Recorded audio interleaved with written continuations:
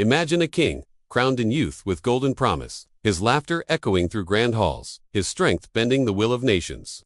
Now picture that same king, decades later, a decaying husk of a man, his body rotting while he still breathes, his mind unraveling under the weight of unchecked power. This is not a fable or a nightmare conjured from thin air. This is the story of Henry VIII of England, a monarch whose life and death challenge everything we think we know about power, pride, and the fragility of the human body.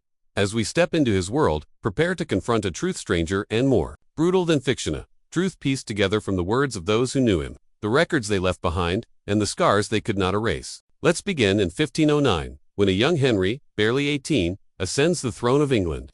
Chroniclers of the time, like the Venetian ambassador Sebastian Justinian, describe him as a vision of vitality, tall, broad-shouldered, with auburn hair and a charisma that made men swear loyalty and women blush. "He is the handsomest potentate I ever set eyes on," Justinian wrote, marveling at Henry's athletic prowess in jousting and his sharp mind, fluent in Latin and French. This was a king who seemed destined to embody the Renaissance ideal, a scholar, a warrior, a god among men. But beneath this gilded surface, the seeds of something darker were already taking root. Power, as we'll see, does not merely corrupt, it distorts, and in Henry's case, it would consume him from the inside out.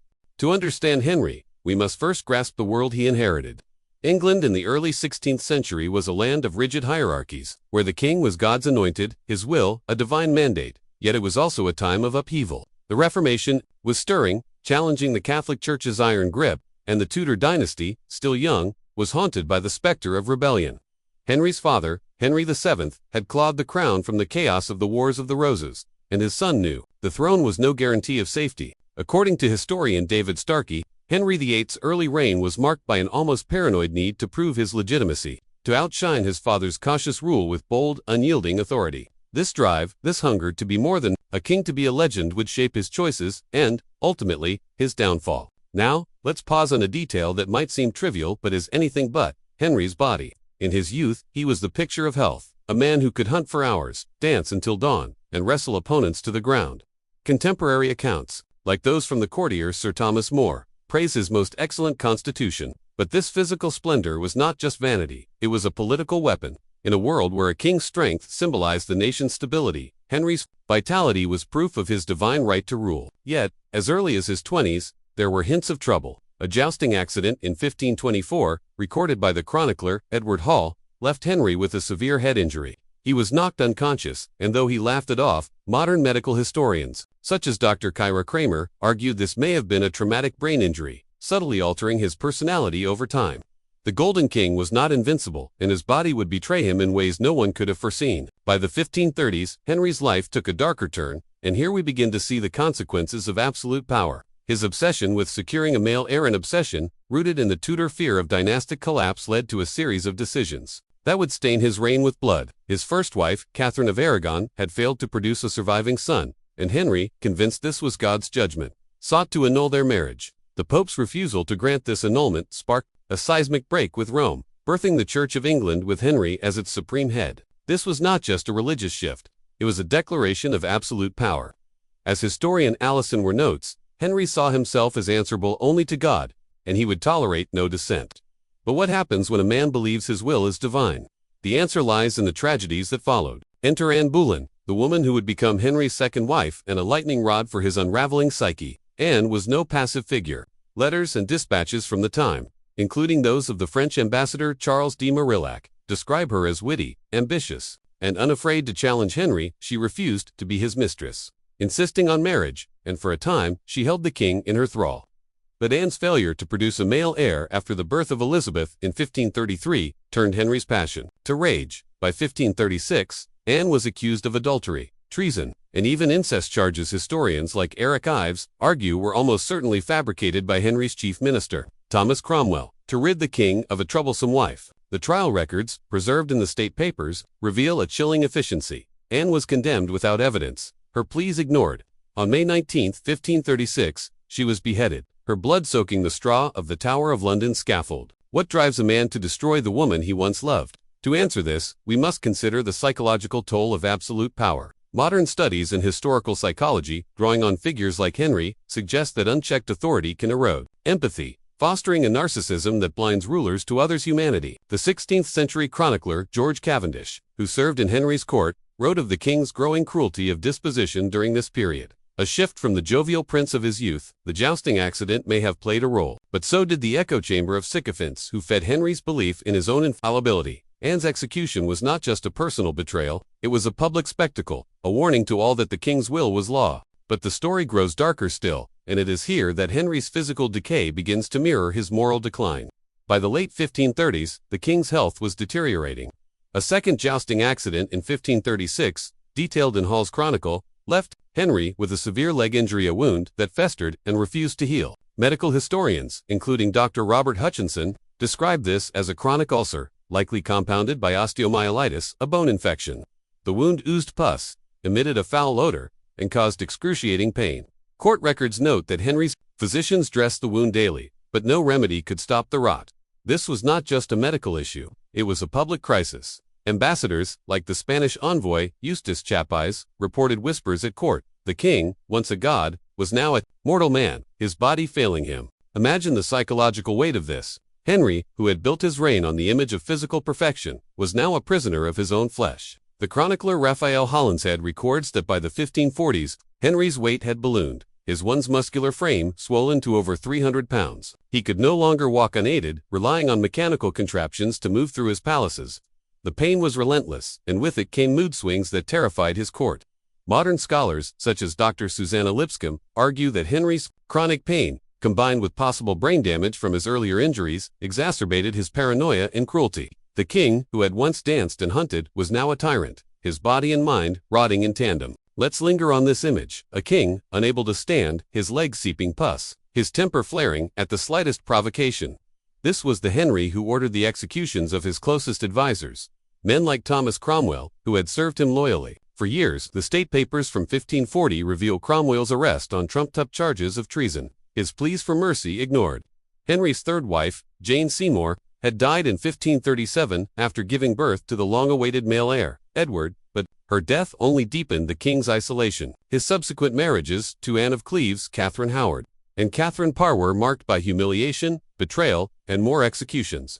Catherine Howard, barely 19, was beheaded in 1542 for adultery, her fate sealed by Henry's wounded bride. The courtier John Fox, in his Acts and Monuments, describes the king's fury at her betrayal. But we must ask, was this justice, or the lashing out of a man consumed by his own decay? As Henry's body failed, his court became a viper's nest. Ambassadors' letters, preserved in the calendar of state papers, paint a picture of fear and flattery, where no one dared speak truth to the king. Yet, there are moments of haunting humanity. In 1546, as Henry's health worsened, he reportedly wept for his son Edward, fearing the boy's future in a fractured kingdom. This glimpse of vulnerability, recorded by the chronicler Edward Hall, reminds us that Henry was not a monster but a man flawed, broken, and trapped by the very power he craved. By now, we're approaching the end of Henry's reign, but the full horror of his decay is yet to come. In his final years, the king's leg ulcers grew worse, the stench so overpowering that courtiers struggled to stand in his presence. Medical accounts from the time, corroborated by modern analysis, suggest septicemia, blood infection may have set in, poisoning his system. His obesity, likely exacerbated by a diet of rich meats and wine, strained his heart. Yet Henry clung to power, issuing proclamations from his bed, his will as iron as ever. The French ambassador, Charles de Marillac, wrote in 1547 that the king's death was imminent, yet none dared say it aloud. The air in the royal chambers must have been thick with dread, the kind that clings to your skin and makes every whisper feel like a betrayal. By early 1547, Henry VIII, once the Golden King of England, was a shadow of his former self, his body, a battlefield where pain and decay waged a relentless war. The chronicler Edward Hall, who documented the king's final days, describes a man so weak he could scarce be moved, his massive frame confined to a bed draped in velvet, the trappings of power mocking his frailty. The stench from his festering leg ulcers, as the Spanish ambassador Eustace Chapais noted, was unbearable, a grim reminder that even a king's flesh could rot. Yet, Henry's mind, though clouded by pain and suspicion, still burned with the fire of absolute authority. This is where we find him now, teetering on the edge of death. His life a testament to the cost of unchecked power and the fragility of the human condition. Let's step closer to this moment, to the man who had reshaped England in his image. The court was a labyrinth of fear, where every word was weighed for its potential to provoke the king's wrath. The state papers, meticulously preserved, revealed a chilling detail. Henry's physicians were forbidden to speak of his impending death, under penalty of treason. Imagine the terror of those doctors, men like William Butts, whose medical notes described the king's putrefying sores and feverish episodes, yet who could only whisper their diagnoses in secret. Modern medical historians, such as Dr. Robert Hutchinson, suggest Henry was likely suffering from septicemia, a systemic infection that would have sent toxins coursing through his blood. His heart, strained by obesity in years of excess, was failing. His kidneys, as inferred from reports of swelling and discoloration, were shutting down. This was not just a body in decline. It was a body at war with itself, rotting while its owner still clung to the crown. But what does it mean to rot alive? The phrase is not mere hyperbole. Contemporary accounts, including those of the French ambassador Charles de Morellic, describe Henry's leg wounds as blackened and oozing, the flesh around them necrotic, eaten away by infection. The pain, as medical experts like Dr. Kyra Kramer explain, would have been excruciating, a constant assault that no opiate could fully dull. Yet, Henry refused to yield. He issued edicts, planned military campaigns against France, and even dictated the succession, ensuring his 9-year-old son, Edward, would inherit a stable throne. The chronicler, Raphael Holinshead, records a moment of grim resolve. Henry, propped up on pillows, declared, "I am yet king, and England shall know it."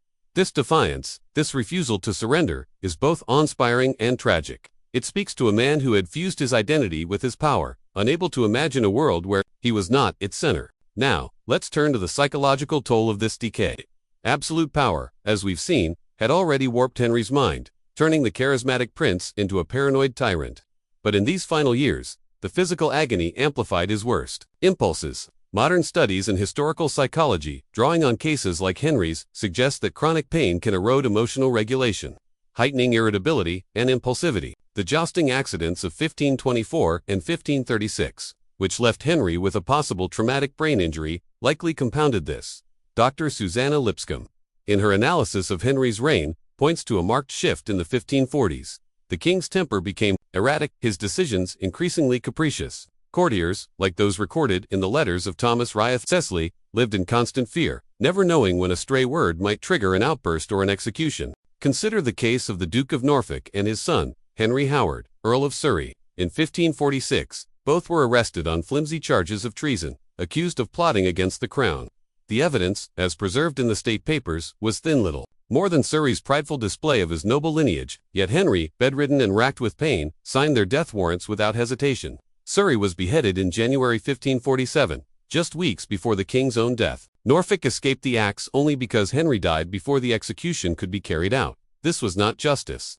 It was the lashing out of a man whose world was collapsing, his body and mind betraying him as he sought to assert control over a court that trembled in his presence. But amid this darkness, there are glimmers of humanity that cut through the horror. In his final months, Henry reportedly summoned his daughter Mary, the child of his first wife, Catherine of Aragon. The chronicler, John Fox, in his Acts and Monuments, describes a rare moment of tenderness. Henry, his voice weak, spoke of his love for her and his hope that she would guide her half-brother Edward. This was no grand gesture, no public spectacle, but a father reaching out across years of estrangement. Mary, who had been declared illegitimate and banished from court, must have felt the weight of this moment of fleeting chance to reconcile with the man who had shaped her life's pain. It's a reminder that Henry was not a caricature of evil, but a man, capable of love even as he was consumed by his own demons. Let's pause on the women in Henry's life, for their stories are inseparable from his descent.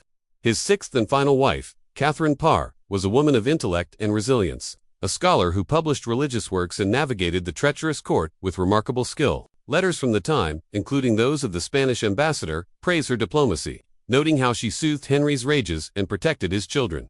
Yet even Catherine was not safe. In 1546, as recorded by Fox, she narrowly escaped arrest, when Henry's advisors, sensing her reformist leanings, accused her of heresy. Catherine's quick thinking, she flattered Henry, and feigned ignorance saved her life. But the incident reveals the precariousness of life near a dying king. To be loved by Henry was to walk a knife's edge, where devotion could turn to death in an instant. As January 1547 dawned, the end was near. Henry's fever spiked, his breathing grew labored, and his once commanding voice was reduced to a rasp. The court, as described by Hall, was paralyzed, awaiting the inevitable yet forbidden to acknowledge it. On January 28, in the pre-dawn hours, Henry VIII died at Whitehall Palace. His final words, a whispered plea for mercy to his confessor. According to Holinshead, the exact cause of death remains debated: septicemia, heart failure, or a combination of ailments, but the image is indelible. A king, once the embodiment of strength, reduced to a rotting shell, his power unable to save him from the frailty of his own flesh. What do we make of this? Henry's death was not the end of his story, but the beginning of its reckoning. His reign had reshaped England, breaking the Catholic Church's hold, establishing the Church of England, and laying the groundwork for a modern state. Yet, the cost was staggering. Thousands executed. From nobles to commoners, their deaths recorded in the grim ledgers of the Tower of London. The dissolution of the monasteries, which enriched the crown but displaced countless monks and nuns, left scars on the landscape, as archaeological surveys of sites like Fountains Abbey reveal. His obsession with a male heir fractured his family, leaving his children, Edward, Mary, and Elizabeth II, inherit a kingdom divided by religion and politics. But beyond the politics, it's the human toll that lingers. Henry's life forces us to confront uncomfortable truths about power and its ability to distort. The young king, who danced and debated with scholars, was not destined to become a tyrant. He was shaped by choices, by injuries, by the intoxicating allure of absolute control. Modern sociologists, studying the dynamics of authoritarianism, point to figures like Henry as case studies in how power isolates, how it erodes empathy and fosters paranoia. The chronicler George Cavendish, reflecting on Henry's reign, wrote, "He who rules without restraint rules only himself." This is the paradox of Henry's life. In seeking to master his world, he became a prisoner of his own desires, his body and soul paying the price. Let's end where we began, with the image of a king rotting alive. It's a grotesque picture, but it's also a mirror.